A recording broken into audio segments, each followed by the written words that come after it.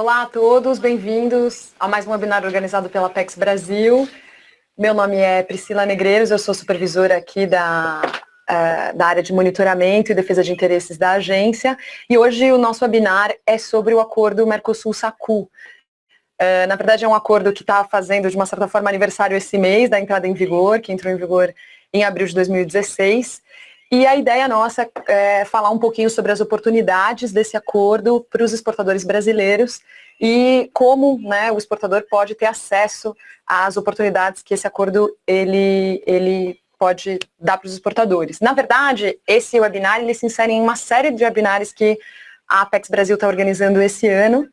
Bom, é uma série de webinars que a Apex está organizando sobre oportunidades de acordos comerciais que o Brasil já tem assinado. Então, na verdade, a nossa ideia é que os exportadores brasileiros já possuem certos benefícios com alguns mercados e a gente quer que esses acordos sejam mais utilizados e que eles sejam conhecidos pelas empresas brasileiras que estão querendo exportar para mercados externos. Então, hoje, nesse intuito, a gente vai falar sobre o acordo Mercosul-SACU e eu tenho aqui o prazer, a honra de ter aqui comigo o Eduardo Teixeira Souza, que é diplomata de carreira, ele é chefe da divisão de negociações comerciais com Oriente Médio, África e Ásia, do Ministério das Relações Exteriores, do Itamaraty. Tenho aqui também o Alex Margera Amorim, que é analista de comércio exterior do Ministério da Indústria, Comércio Exterior e Serviços, do MIDIC, né? E ele trabalha especificamente no Departamento de Negociações Internacionais da SESEX, que é a Secretaria de Comércio Exterior. E a gente vai ter ao vivo também, diretamente da África do Sul, o David Graham, que é diretor da International Trade Projects, que é uma consultoria da África do Sul, que trabalha muito fortemente junto com a Apex. E ele vai também dar um panorama da visão do mercado em relação a esse acordo. Então, eu queria só avisar vocês, né, para quem está assistindo pela primeira vez um webinar da Apex, normalmente vocês podem mandar perguntas para a gente via o chat do programa, vocês podem mandar perguntas a qualquer momento, a gente vai tentar responder o máximo de perguntas possíveis. Se a gente não conseguir, não se preocupe, a gente vai tentar responder. Vocês podem mandar essa pergunta para a gente tentar responder para vocês. E é isso. Esse vídeo também vai ficar disponível na internet, no nosso YouTube, caso você não consiga assistir ou não consiga assistir ele completo. Então, eu vou começar aqui, na verdade, eu vou começar com perguntas para o Eduardo, para falar um pouquinho, Eduardo, para a gente, um pouco sobre o que é a SACU, qual que é o escopo e abrangência geral desse acordo de comércio, esse acordo de comércio preferencial, né, esse Mercosul-SACU, se você pudesse contar um pouco para a gente as sensibilidades e os setores mais beneficiados. Tá certo. Bom dia a todos. Congratulo a Apex por essa iniciativa de promover o acordo Mercosul-SACU.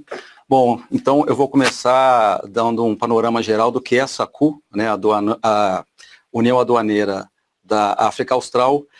Pode-se dizer que é a União Aduaneira mais antiga do mundo, né, seu ato constitutivo data de 1910, ou seja, o momento em que foi criada uma tarifa externa comum naquela região. Bom, como todos sabem, 5 países formam a SACU: África do Sul, Lesoto, Suazilândia, Namíbia e Botsuana. Esses países possuem uma população conjunta de 65 milhões de habitantes e um produto interno bruto de 1,5 trilhão de dólares, ou seja, é um mercado bastante significativo. Do ponto de vista institucional, a SACU é bastante similar ao Mercosul, possui a reunião de chefes de Estado, um conselho de ministros, uma comissão, um tribunal ad hoc para eventuais soluções de controvérsia, e um secretariado que está localizado em Windhoek, capital da Namíbia, desde 2002, quando houve aí uma revisão do acordo constitutivo da SACU. Existem também comitês temáticos específicos, né, sobre os temas que a SACU acompanha. Bom, a SACU, além do acordo com o Mercosul, já possui acordos firmados com a comunidade para o desenvolvimento da África Austral. Estão incluídos aí países lusófonos como Angola e Moçambique. Possui também um acordo com o EFTA, né, que aí faz parte a Suíça, Liechtenstein, Noruega e Islândia. Possui também um acordo com os Estados Unidos, na verdade é mais um acordo de investimentos, mas que também abrange comércio. E eu sei que a SACU também está negociando com a União Europeia, com a Índia e com um acordo mais abrangente que inclui os 55 países da África. Bom, passando para o ponto nosso de interesse aqui, o acordo comercial Mercosul-SACU, eu acho que, antes de mais nada, é importante fazer uma diferenciação do que vem a ser um acordo preferencial de comércio e um acordo de livre comércio. O acordo preferencial de comércio é mais reduzido, ele é limitado a alguns bens específicos. O acordo de livre comércio é bem mais abrangente, geralmente ele engloba todo o universo tarifário e muitas vezes também serviços. Bom, o ACP, Mercosul-SACU, foi firmado pelos países do Mercosul em 2008, na costa do Sauípe, na Bahia, e pelos países da SACU em Maseru, que é a capital do Lesoto, em 2009. O acordo só foi entrar em vigor em 1º de abril de 2016, ou seja, esse lapso temporal deveu-se principalmente à necessidade de revisar os textos, que estavam em 3 línguas diferentes, português, espanhol e inglês. Bom, de forma geral, o acordo prevê preferências tarifárias de 10%, 25%, 50% e 100% para 1.064 produtos do Mercosul e 1.052 produtos da SACU. É um acordo, o texto do acordo segue o padrão que o Mercosul vem assinando, remete às regras gerais da OMC. O texto possui 28 capítulos e 7 anexos, sendo que 2 desses anexos fazem referência aos listados, né, os produtos que usufruem das preferências comerciais. Bem, eu acho que é importante mencionar, né, o comércio do Brasil com a SACU gira em torno de 2 bilhões de dólares, com o saldo positivo para o Brasil de cerca de 1 bilhão. Esse número encontra um paralelismo com o Mercosul.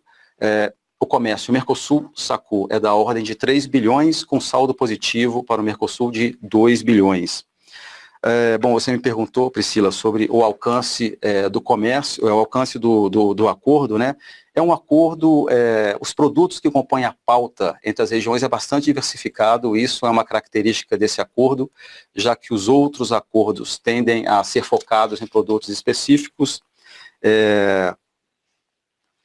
Eu diria que, isso, talvez o Alex possa desenvolver isso depois, 7% das exportações brasileiras a SACU estariam cobertas pelo acordo, esse número passa para 25% quando o fluxo passa da SACU para o Mercosul. Sobre sensibilidades, eu acho que é importante dizer isso, produtos agrícolas e o setor automotivo sempre são setores mais sensíveis para o Mercosul, né? Incluiria aí também a indústria de celulose, a indústria madeireira, produtos têxteis, calçados em especial, são produtos mais sensíveis. Poderia elencar também os produtos que fazem parte do acordo que podem gerar oportunidades para os exportadores brasileiros.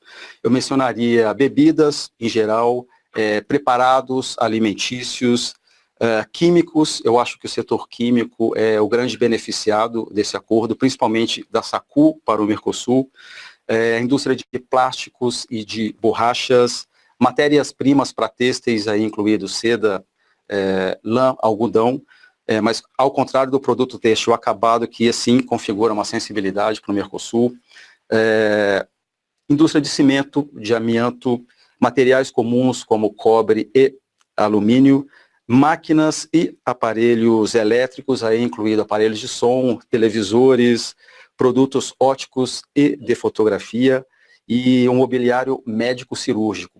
Interessante que até reatores nucleares também estão aí no escopo do acordo. Obrigada, Eduardo. Na verdade, agora eu queria até chamar o David Graham, vou até pôr aqui o fone para escutar. David, can you hear us? I can hear you. Perfect. Bom, David, Vou fazer a pergunta em português, o David tem uma tradução simultânea. Na verdade, a gente queria entender um pouco as sensibilidades e oportunidades para o Brasil na visão do mercado, né? O David está especificamente na África do Sul, mas, bom, ele tem uma visão geral da região do SACU. Quais são as oportunidades para o Brasil provindas desse acordo, né, em relação à competitividade, e tanto oportunidades quanto sensibilidades? David. Thank you very much, Priscilla. Thank you, everybody, and thank you, Apex, for inviting me to join you today. I'm really sorry that I'm not able to speak Portuguese, but I have my Brazilian colleague, Leda, who's with me when needed to assist me. If we look at we work for Apex Brazil in Sub-Saharan Africa, but we're focusing in this event on South Africa and the SACU countries. And our objective is to really try and support Brazilian exports to these countries. And obviously we welcome any agreement which will enhance the competitiveness of Brazilian products in the region. And I think we have to be fairly realistic here. South Africa has a total GDP of approximately $300 billion, and the other SACU countries together have a GDP of about $30 billion. So South Africa the other countries put together represent about 10% of the market for South Africa. So South Africa really is the key market for Brazil in the SACU region, amongst the SACU countries. In terms of competitiveness, Brazil is has a number of key issues that they're facing, and those are trade agreements. The first one, which is of great importance, is the economic partnership agreement between the EU and SADC, which is only about 5 or 6 countries in SADC, mainly in SACU. And there, the competitive factor that Brazil faces in the market, and particularly the South African market, is that as a result of this agreement, Brazilian products European products enter the South African market almost without exception on a duty-free basis. Brazilian products generally incur duties. So everything that gives some advantage to Brazil is supported, and this agreement does do that, but in a very limited way, unfortunately. Secondly, South African products have duty-free access into SACU and also into the whole of the SADC region through the trade protocol with SADC. So South Africa has a competitive advantage in those countries which Brazil doesn't have. I'd like to just do a little case study with you. We did a job recently for a Brazilian exporter of shampoo which wanted to get into the South African market. I've prepared this document and I've sent it through to Apex if anybody wants to look at it, but it's very interesting. So on shampoos, South Africa is the 3rd largest importer in Africa. All the other 5 are in Saharan Africa, in other words, bordering on the Mediterranean region. So South Africa is the key market in Africa, in Southern Africa, for those products. Imports are $155 million of shampoos in Africa. But 5 of South Africa's top suppliers are from Europe. And what is the reason? There is 0 duty paid on imports from Europe for shampoo, but for all other countries it's 20%. So Europe has a huge advantage. So one might normally regard Europe as an expensive supplier, but that 20% really makes the difference. Interestingly, in this case, Brazil's duties are 18% because under the Mercosur-SACU preferential trade agreement, there's a 10% reduction in duty. So Brazilian exports would enter the market at 18% duty as against 0% for Europe. And that's really the challenge that we're up against.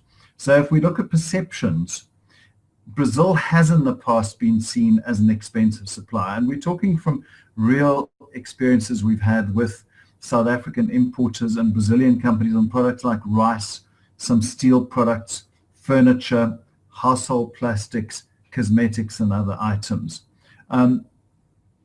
And the duty structure presently doesn't hugely support that. In South Africa, Brazil positions itself as a supplier of quality and reliable products at competitive prices. But Brazil does face the competition of cheap products from China and other markets and more expensive products from Europe which enter the market duty-free. Only a few competitors like Turkey, which is very aggressive in Africa, have basically the same status as Brazil does. And in other South African markets, once again, where Brazil is trying to penetrate those markets, Brazilian products incur a duty, South African products enter free of duty. So I believe that this agreement is could be a really important way of enhancing Brazilian competitiveness in the region. But if we're going to do that, we need to work hard to extend the list. I think you said, the previous speaker said approximately 7% of Brazilian exports are covered under the agreement. We'd like to see it more than that. We'd like to increase the reduction in duties on key products.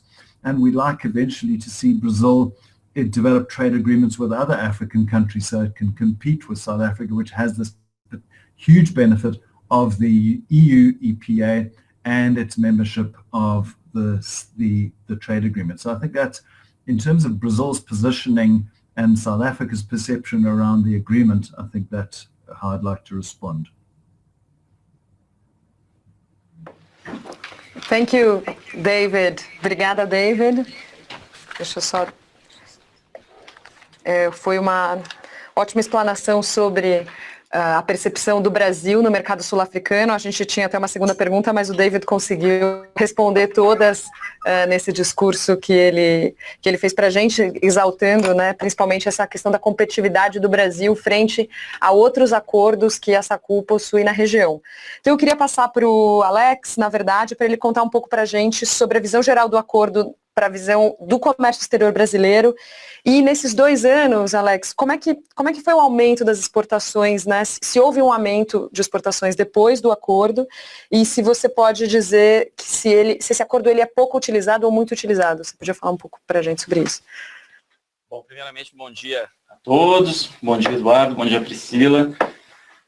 Primeiramente, gostaria de agradecer a Apex, é uma oportunidade excelente para o MD, que vislumbra como uma necessidade esse contato mais aprofundado com os empresários, com as associações, e trazer essas informações de um modo mais palpável para os exportadores terem mais oportunidades de levar o seu produto para o mercado externo. Bom, inicialmente vou trazer alguns dados de comércio, complementando um pouquinho o que o Eduardo já falou, mas tentando não deixá-los entediados com um monte de números.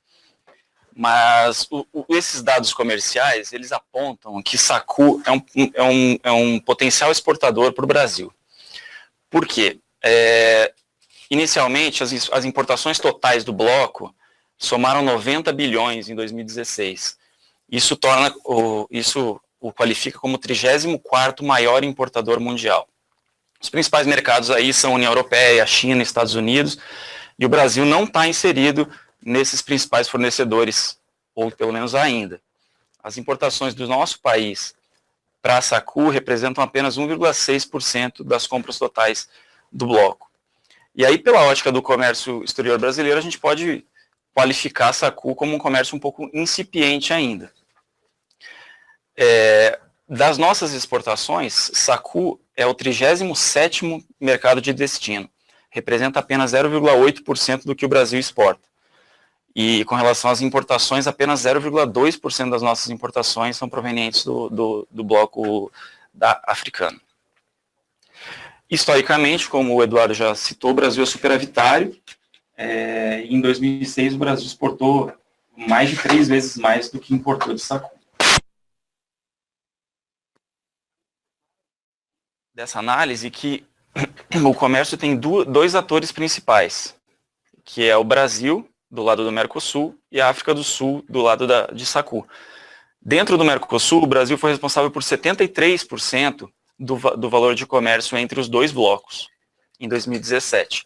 E do lado de sacu, a África do Sul, mais de 98% do total de valor de comércio. Então, se em algum momento eu falar África do Sul, quando eu quero dizer sacu, é porque realmente a África do Sul é o grande ator principal aí desse bloco no que se refere ao comércio com o Brasil.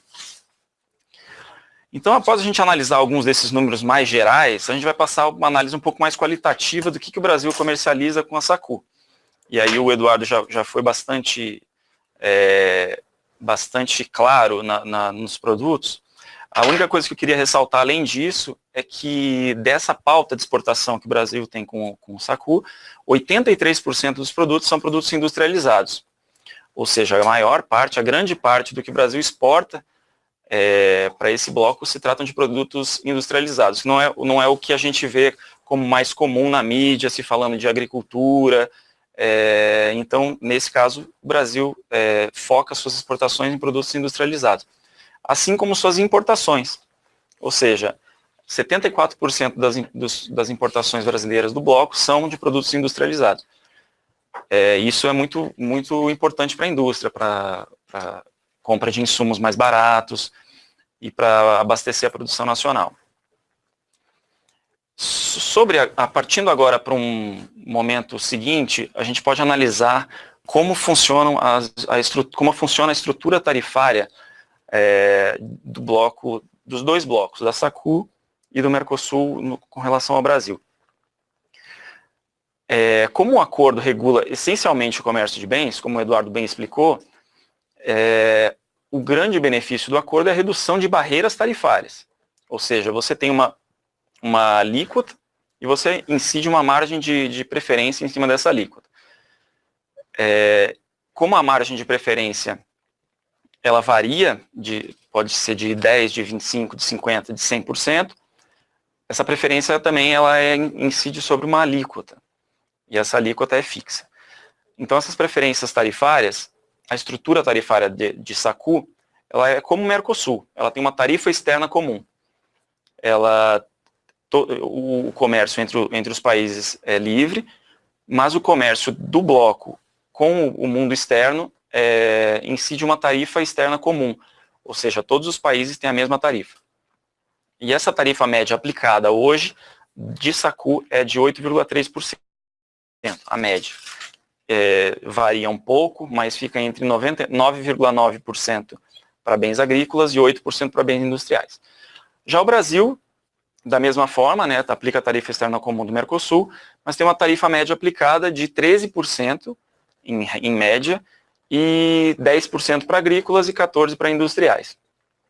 Então, pensando na ótica do empresário, do exportador, o que a gente vê como o grande benefício desse acordo, obviamente, aplicando-se uma margem de preferência sobre essas alíquotas que eu exemplifiquei, a grande economia é no pagamento de tributos que o empresário vai ter na hora da exportação. Aí, respondendo mais especificamente, parando com essa coisa de dados, respondendo mais especificamente a pergunta da Priscila, a evolução depois desses 2 anos de acordo,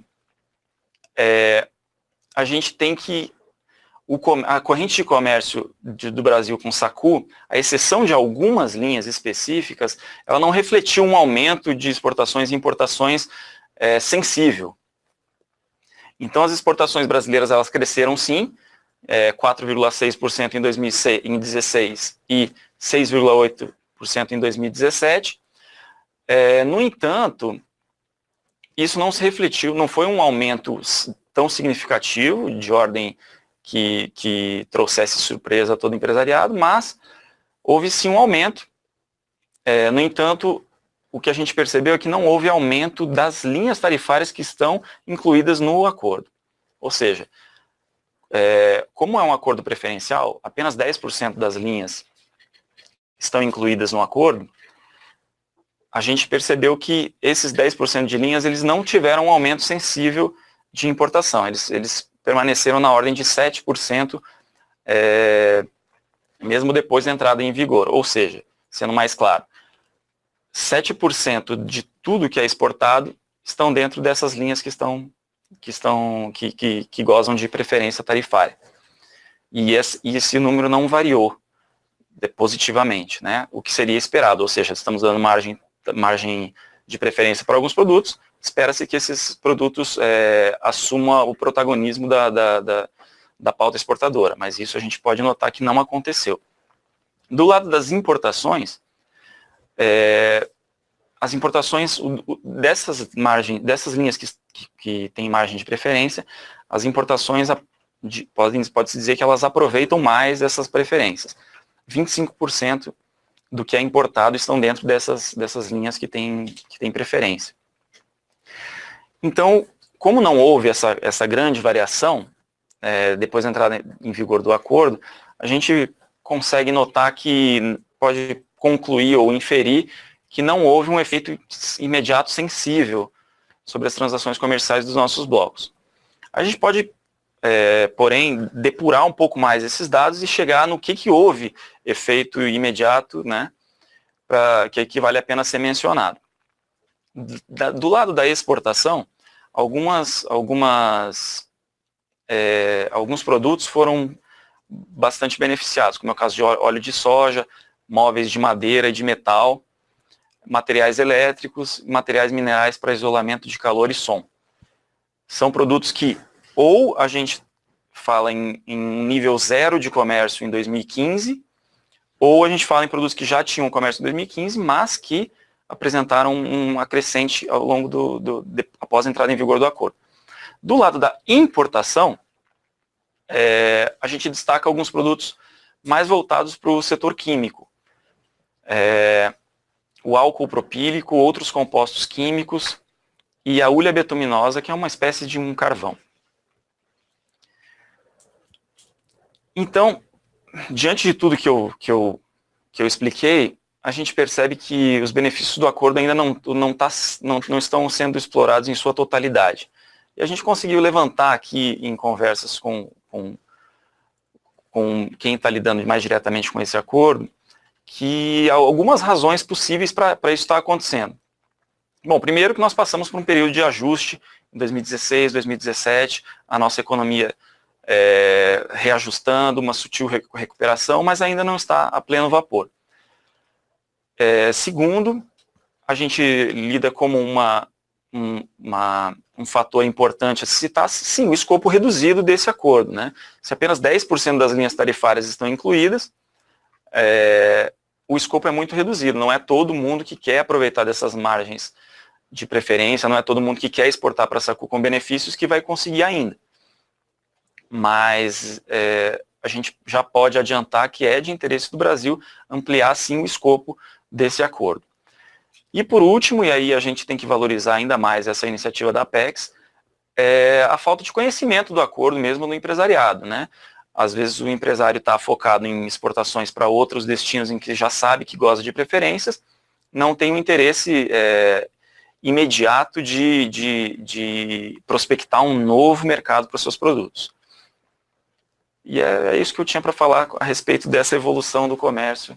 Espero que eu não tenha exagerado nos números. Perfeito, Alex. Acho que até vou reforçar um pouco essa sua última fala.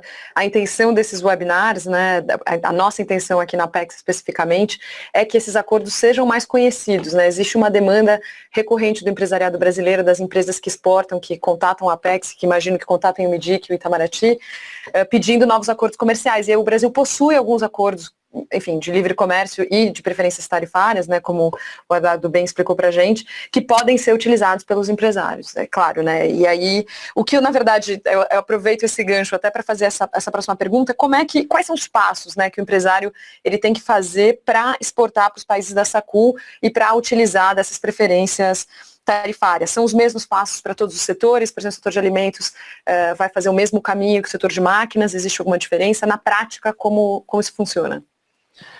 É muito importante a gente elencar realmente esses passos, porque é o que está na mesa ali do empresário todos os dias, né? Então, em primeiro lugar, o que a gente levanta como alguns passos principais? O primeiro passo seria um processo de inteligência comercial, né?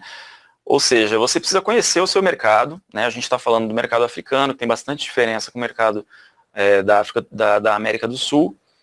Então, você inevitavelmente vai ter que adequar o seu produto, vai ter que adequar ao mercado-alvo. Nem que seja em matéria de linguagem, em matéria de regulamentos. E aí eu já aproveito para responder a pergunta da Priscila aqui. Existe diferença sim para os setores, né? Cada setor vai enfrentar algumas diferenças de regulação. Isso é natural, isso não tem nada de errado.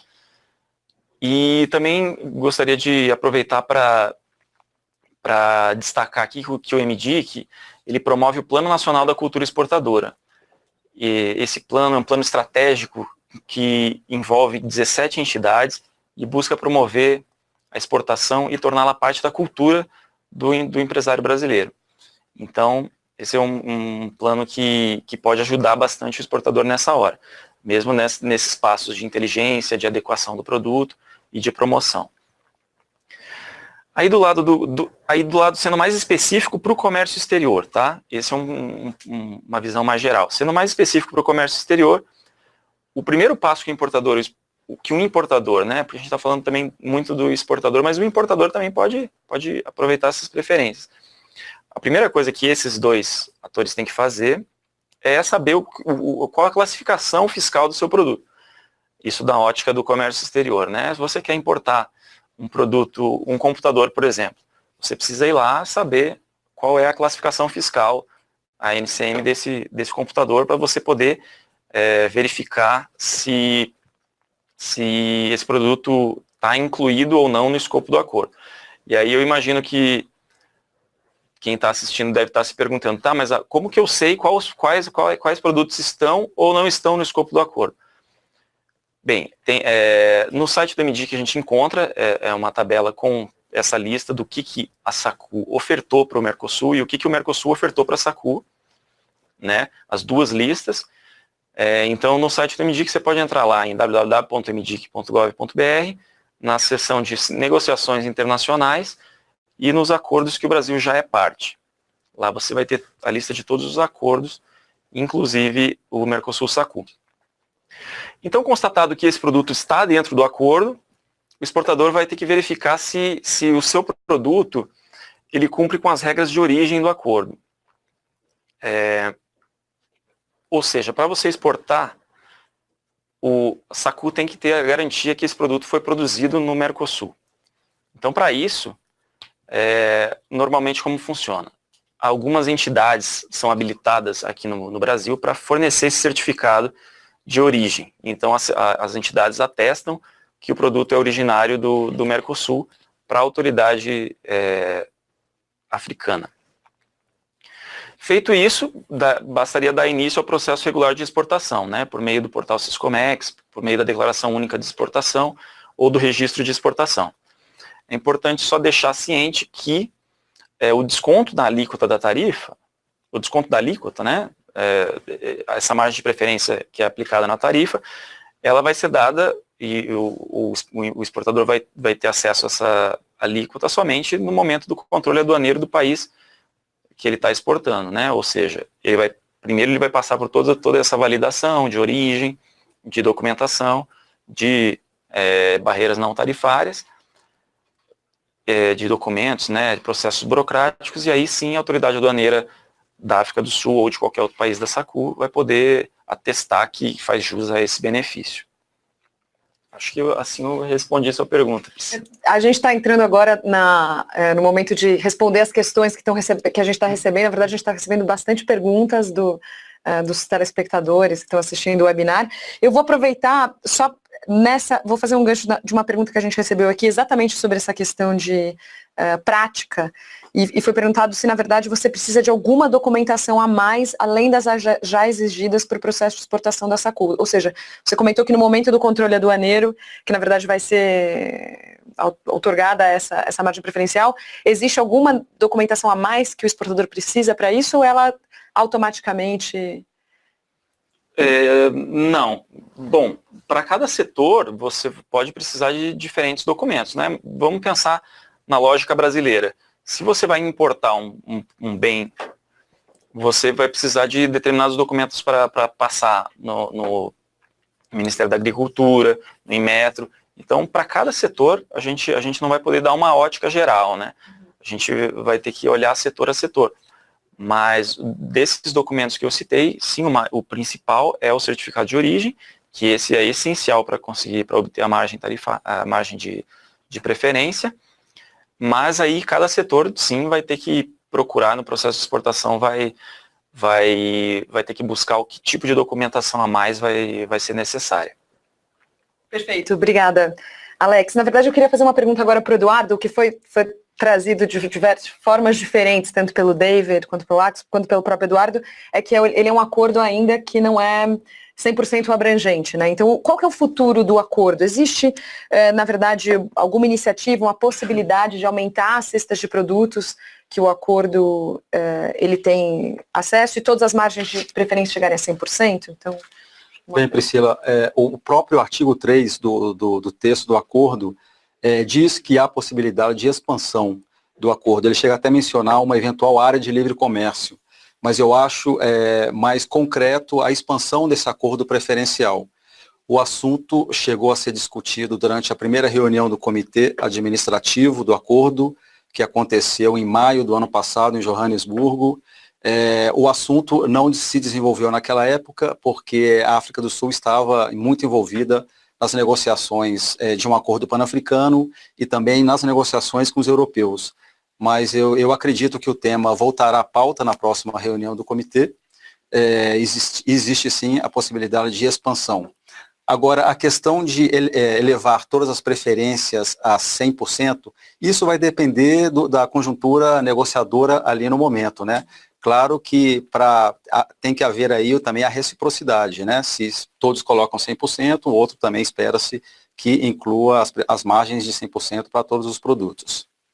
Perfeito. E na verdade até existe uma pergunta aqui do setor privado, se eles podem enviar positions papers, por exemplo, para o Ministério das Relações Exteriores, manifestando interesse que algum setor específico participe do acordo, né? Como é que isso pode ser feito? Acho que é uma boa oportunidade. Acho que também, talvez o Alex possa responder essa também, depois do Eduardo. Certo. Pois geralmente é o Ministério do Desenvolvimento, Indústria e Comércio que faz essa consulta ao setor privado, né? Claro que os dois ministérios recebem aí as manifestações de interesse das empresas. Uma vez que a gente tem essa posição no setor privado, a gente forma uma lista de pedidos, né? O que a gente chama de wish list. Isso é apresentado à contraparte, né, e depois parte-se para a negociação propriamente dita. Claro, se esse produto for extremamente sensível, eu acho pouco provável que ele passe a constar dos anexos do acordo. Mas caso haja a disponibilidade do mercado em abrir para aquele produto, não há maiores impedimentos. Perfeito. Foram feitas várias perguntas específicas sobre se setores, por exemplo, como máquinas agrícolas, equipamentos médicos, calçados, fazem parte do acordo. Eu acho que vai ser um pouco difícil para a gente aqui ao vivo fazer as consultas, mas assim, só reforçando, acho que o Alex falou um pouco isso, a empresa que quer essa informação, ela quer saber se o produto dela, o NCM dela faz parte do acordo. Como a gente recebeu muitas dessas perguntas, talvez vocês pudessem reforçar como é que eles fazem essa pesquisa individualmente, eu acho que seria positivo para quem está assistindo a gente. Essa é a pergunta que eu acho que deve estar na cabeça de todo mundo, assim, que quer gozar dos benefícios desse acordo, né? Mas o meu produto, pode ou não pode? É uma questão de cada empresário, de cada setor, né? Tem que entrar lá, consultar, ver se o seu produto está lá, porque a gente não sabe, às vezes, se a classificação... Ninguém melhor do que quem exporta o produto para saber a classificação do seu produto e poder avaliar se está ou não. A gente pode responder essas perguntas também por e-mail posteriormente, mas de início, para quem já quiser ir consultando aí, você pode entrar lá no site do MDIC, na área de negociações internacionais, acordos dos quais o Brasil já é parte, e Mercosul SACU. Aí lá estão as listas lá, em Excel, bem facinho de consultar. Você vai olhar a NCM, vai conferir o nome do produto, se é aquele mesmo, e vai ver a margem de se está aplicado ou não. Se não tiver lá, é porque não está no escopo do produto, do acordo. Perfeito, obrigada. Acho que a pergunta que eu tenho para o Eduardo até, ela é complementar à última pergunta, na verdade um pouco sobre o processo negociador, acho que como a gente recebeu uma nova, vale a pena reforçar. Por que o acordo não inclui todos os produtos e todos os setores, né? Como é que é feita a escolha dos setores e como fazer para incluir o setor, por exemplo, de casa de construção, um setor específico, se realmente é uma demanda do setor privado via consulta, como é que funciona esse processo negociador? É exatamente isso, quer dizer, tem a ver com a pergunta anterior, né? Forma-se uma lista de pedidos, né? A gente recebe, forma-se uma lista de oferta e aí passa-se a negociação. No caso do Casa e Construção, eu acho que não consta do acordo esses produtos, então valeria a pena, de repente, numa próxima rodada negociadora, averiguar se haveria disponibilidade da SACU e incluir esse produto nos anexos do acordo. Perfeito. Então, na verdade, até reforçando um pouco a participação do setor privado também nesse momento das negociações, ela é muito importante, assim, eu sei que isso é uma demanda também do governo, eu reforço algo que eu já escutei muito de pessoas do MIDIC, do Itamaraty, que conhecer as demandas do setor privado especificamente e o que traria benefícios e as oportunidades também é muito importante para esse processo negociador, então esse contato recorrente, então principalmente via entidades setoriais e às vezes também via empresas. Conforme uma das perguntas que veio aí, é essencial esse contato do setor privado com o setor público. Na negociação desses acordos, né, não estou falando especificamente de SACU, mas de todos os acordos que a gente negocia, a gente está em contato direto com o setor privado. Então, receber esse tipo de interesse, que a gente chama de interesse ofensivo, de a gente quer exportar, isso assim, a gente adora receber esse tipo de manifestação lá. E é muito importante a ação da nossa posição. Se a gente chega com subsídios do setor privado, falando, nossa, a gente tem interesse, se a gente conseguir uma margem tarifária para essa linha, a gente vai exportar, a gente já fez essa pesquisa de mercado lá, a gente sabe que tem interesse, a gente vai tentar negociar essas linhas lá também para uma possível expansão, no caso, falando especificamente desse acordo com o Mercosul-SACU. Perfeito. E, na verdade, para o setor privado entrar em contato, eles têm que entrar em contato direto com os ministérios, eu acho que esse é o recado. Qual que é o melhor caminho, né? Então, via essas consultas do MIDIC, eu até estou respondendo um pouco a pergunta, mas se você acredita que tenha outro caminho que seja interessante, uma manifestação do setor privado aberta ou via entidades setoriais, não sei se você recomenda algum outro caminho. Sim, a gente está em contato direto com muitas entidades setoriais, né, diariamente. Acho que esse é o caminho mais fácil, sim. Agora, não impede também que as pessoas possam entrar em contato, mandar e-mail, mandar ofício. E sim, no processo anterior, né, a gente sempre faz a consulta pública também para os setores se manifestarem antes do início das negociações do acordo. No caso aqui, Mercosul-SACU, a gente não tem previsão de nenhuma consulta pública. Então, o caminho mais, talvez o atalho aí, seria por meio das entidades setoriais. Perfeito. Bom, voltando um pouco sobre a questão da África e o continente africano, né? Existe alguma iniciativa do Mercosul para algum tipo de negociação preferencial ou de livre comércio com outros, além da SACU? Bem, além da SACU, a gente possui um acordo de livre comércio com o Egito, que entrou em vigor muito recentemente, em setembro do ano passado, e a gente está impressionado, né, como esse acordo conseguiu promover o comércio com o Egito. Existe também negociações com a Tunísia.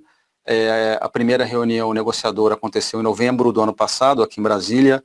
Há um interesse de todas das duas partes de seguir com esse processo negociador com a Tunísia. Existe também um diálogo com o Marrocos, que na verdade foi iniciado há um bom tempo, em 2004, mas retomado apenas em 2016. Eu sei que a legislação do Marrocos exige que seja feito nesse momento um estudo mais aprofundado, sobre os impactos desse acordo com o Mercosul. Então estamos aguardando um pouco a reação do lado marroquino sobre o avanço dessas negociações. Perfeito. Antes de fazer uma pergunta para o David, eu queria só para a gente tratar mais, finalizar essa questão da SACU, uma pergunta para o Alex, que é, onde é possível consultar quais entidades que podem emitir o certificado de origem preferencial? Como é que o exportador pode saber quem são essas entidades? Tá, essa é uma pergunta muito importante. Eu vou até aproveitar para falar um pouco mais sobre a regra de origem em geral, e aí vou finalizar respondendo essa pergunta. Tá, então, como eu já expliquei, para gozar dessas preferências tarifárias, o produto nacional precisa ter a certificação de que ele foi produzido aqui. Mas o que vai provar que esse produto foi produzido aqui? Esse certificado de origem. Mas para obter esse certificado de origem, alguns requisitos são necessários, né? Então, basicamente, a gente tem, para cada tipo de produto, são requisitos um pouco diferentes, mas a lógica é muito simples. Basicamente, um produto que é totalmente obtido no Brasil, ou num país do Mercosul, vai ter jus a esse certificado de origem. Mas existem casos em que um produto não é totalmente obtido aqui. Existem casos que o produto é obtido incorporando materiais que não são originários, por exemplo. Então a gente importa um insumo e agrega, na produção desse produto final. Então aí para o acordo Mercosul-SACU, a gente vai ter que analisar essas regras especificamente para cada linha tarifária. Aí, novamente, lá naquele site onde estão todas as linhas tarifárias, também vão estar os requisitos específicos de origem para cada linha tarifária. Então, vai estar lá, para o capítulo 1, vai ter tal regra específica de origem. Para o capítulo 2, vai ter tal regra específica de origem. Para esse acordo especificamente, todas as linhas têm requisitos específicos de origem. E aí, eu entro na resposta à questão que veio pelo chat. A certificação de origem, ela é emitida por entidades que estão habilitadas por meio da portaria CSEX 23 de 2011. Em geral, são federações de indústrias de Estado, algumas associações comerciais. Em geral, são essas as entidades. Mas existe um rol lá, se eu não me engano, são 50 ou 52 entidades que estão habilitadas para fazer essa certificação de origem. Então, seria o caso de entrar em contato com essas entidades e pedir qual a documentação que eles exigem e tudo mais. Mas essas são as entidades que estão na portaria 23 de 2011. Perfeito, obrigado, Alex. Eu vou fazer uma pergunta para o David. David, can you hear us? Pergunta que talvez o Eduardo possa complementar também. Eu vou fazer a pergunta em português e depois traduzir umas partes. Na verdade, você teve mudanças no governo da África do Sul nesses últimos meses, mudanças importantes, uma mudança presidencial, e isso trouxe, enfim, movimentações políticas e econômicas no país. E, David, da sua percepção no mercado, o que hoje isso transformou o mercado sul-africano, se isso teve algum impacto, e se essas mudanças atuais que estão acontecendo na África do Sul podem ter algum impacto para o Brasil e, consequentemente, positivos ou negativos, né? Se você podia falar um pouquinho sobre isso para a gente. Thank you, Priscilla. The last 5 months in South Africa have been quite profound on a political front and therefore on an economic front. South Africa has been through an ongoing, not as serious as Brazil, but we've had about 0.3, 0.4% economic growth in the last couple of years, and a lot of concern about our political situation, our government. That has changed a lot in the last 6 months. We have a new president. He's very much committed to reducing or ending corruption in some of the key organizations. The strength of the rand, our currency, has strengthened from about 14 to the dollar to 12 to the dollar. And we're now projecting, in fact, the IMF last week raised its forecast for growth for South Africa this year to 1.8%. So I do believe we're on the brink of a new situation in South Africa.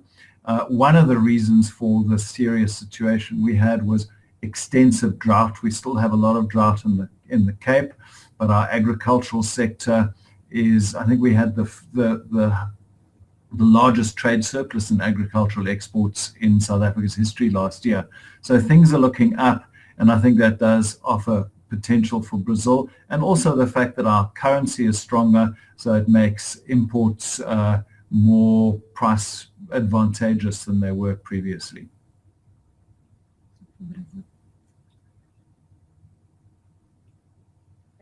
Oops. Oh. Obrigada, David. Thank you so much. Eduardo, se você quiser complementar também sobre essa questão política e econômica, acho que pode ser bem interessante até para os empresários brasileiros e os exportadores que têm interesse de ir para a região, se essas mudanças podem ser vantajosas ou desvantajosas. Perfeito. Bom, eu acho que a África do Sul é um país estratégico para o Brasil, independente de qualquer estrutura política. É até interessante fazer um resgate histórico, né, que os 2 primeiros acordos preferenciais do Mercosul foram primeiro com a Índia e depois com a SACU, ou seja, até no contexto do Fórum IBAS, né, Índia, Brasil e África do Sul. Ou seja, então eu acho que a África do Sul faz parte da estratégia da política externa brasileira e está além de eventuais governos. Perfeito, a gente está recebendo várias questões, então acho que eu vou deixar mais umas 2 últimas questões antes de finalizar. Essa também para o Eduardo, a questão, bom, enfim, se o Alex quiser também comentar, a exportação de serviços também está completada no acordo e se não, se existe alguma ambição de que ela esteja, se o Eduardo quiser começar. Tudo bem. Bom, serviços não está incluído no acordo, né? Como eu disse, é um acordo preferencial de comércio. Geralmente, serviço entra em um acordo de escopo mais amplo, um acordo de livre comércio, né? E o Mercosul somente agora está começando a negociar serviços em bloco, né? Como é o caso com as negociações com a União Europeia. Então, serviços, de fato, não está incluído no ACP Mercosul-SACU. Perfeito, obrigado, Eduardo. Bom, vou chegar à última pergunta, que na verdade foi para o Alex, que é quais os desafios o acordo impõe às entidades e empresas brasileiras que desejam exportar ou aumentar suas exportações para os países do bloco? A gente consegue colocar, digamos, a África do Sul num nível de desenvolvimento próximo ou similar ao Brasil, e dessa forma, em alguns, me corrija se eu estiver errado, tá, Eduardo, mas da mesma forma, em alguns problemas sistêmicos que o Brasil também tem dificuldade para combater aqui. Entre os desafios que o exportador vai ter quando quiser exportar, a gente sabe que pode acontecer de se deparar com requisitos técnicos burocráticos um pouco complexos, ou regulatórios, ou talvez um excesso de regulação em determinados setores, e que isso pode gerar um pouco mais de custo na hora da transação. Então, se o exportador quiser botar numa planilha isso, ele já pode considerar que algumas coisas, provavelmente ele vai precisar de requisitos regulatórios, talvez mais do que ele esteja acostumado em outras negociações. Aí, desde 2009, a gente levantou que 2 pedidos de revisão de regulamento técnico foram solicitados para que a África do Sul se posicionasse no âmbito da Organização Mundial do Comércio. E esses foram para bebidas alcoólicas e para embalagem e divulgação de alimentos pré-embalados. Ou seja, a gente sabe que nessas 2 áreas, em 2009, desde 2009, esses 2 pontos têm sido questionados na OMC a respeito de regulação e barreiras não tarifárias. Obrigada. Eduardo, quer complementar com... Não, eu acho que a exposição do Alex foi impecável. Perfeito. Bom, eu queria agradecer a todos, na verdade a gente chegou ao fim do nosso webinar, reforçar algumas das principais mensagens que a gente recebeu aqui, né, tanto do Alex, quanto do Eduardo, quanto do David, né, a importância do exportador conhecer esses acordos, na verdade buscar informação, entender se os seus produtos, eles fazem parte do acordo e como é que vocês podem se beneficiar dessas preferências. Como o David ressaltou, na verdade o Brasil, em alguns mercados, né, na verdade a gente compete com outros mercados que possuem acordos de preferências tarifárias, então é muito importante que a gente tenha conhecimento dessas preferências para poder utilizar delas mais e aumentar as exportações do Brasil e, consequentemente, o comércio como um todo. Eu queria agradecer imensamente a presença de todos, do David também, direto de Joanesburgo. E, bom, só informar que esse webinar ele foi gravado, a gente vai disponibilizar na nossa página de YouTube, da página da Apex Brasil. Então, para que vocês possam ver, rever e reforçar qualquer tipo de informação que vocês tenham perdido. Então, muito obrigada e, bom, e até o próximo. Obrigada. Obrigado. Thank you, everybody.